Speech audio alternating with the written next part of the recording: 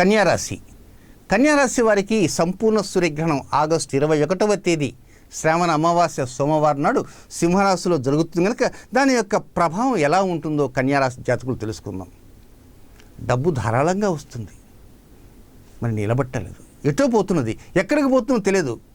ఏదో కష్టపడుతుంటారు, శ్రమిస్తుంటారు, కానీ శ్రమకు తగిన ఫలితం ఏమన్నా వస్తుందా అది కూడా కనుచూపు మేరలో ఎక్కడా లేదు. ఆప్తులు ఉంటారు, బంధువులు ఉంటారు, స్నేహితులు ఉంటారు, హితులు ఉంటారు, సన్నిహితులు ఉంటారు, మిత్రులుగా మహామిత్రులు ఉంటారు.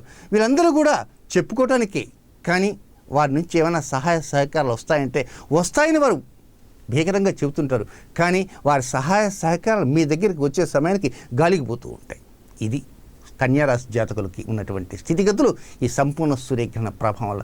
ఒక్కోసారి తండ్రితో సమానంగా ఉన్నటువంటి వారు కూడా ఏదో సహాయం చేస్తాం, ఏదో అప్లిఫ్ట్ ఇస్తాం, అది చేస్తాం, ఇది చేస్తామని గోరంతల్ని కొండంతలుగా చెప్తారు. దాన్ని నమ్మి గుడ్డిగా వెళ్ళిపోతారు, భారీగా మునిగిపోవడానికి అవకాశం ఉంటుంది. కనుక ఎక్కడ లాభం ఉంటుంది అని మీరు అనుకుంటారో అక్కడ లాభం కాదు, అక్కడ భారీ నష్టం ఉండేటువంటి అవకాశాలు అంటూ ఉన్నాయి. కనుక జాగ్రత్తగా ఆలోచనలు చేయండి, తొందరపడకండి, హడావుడి నిర్ణయాలు తీసుకోవద్దు.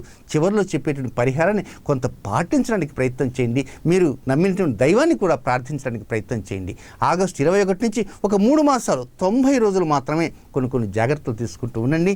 మీలో ఒక గొప్ప శక్తి దిగునుకృతమైనట్టుగా వచ్చేస్తుంటుంది. ఆ శక్తి మిమ్మల్ని అద్భుతంగా తీర్చిదిద్దే అవకాశం కూడా ఆ పరిహారం వల్ల ఉంది. కనుక ఆ పరిహారం చివరిలో ఉంటుంది కనుక ఆ పరిహారం కోసం వెయిట్ చేయండి.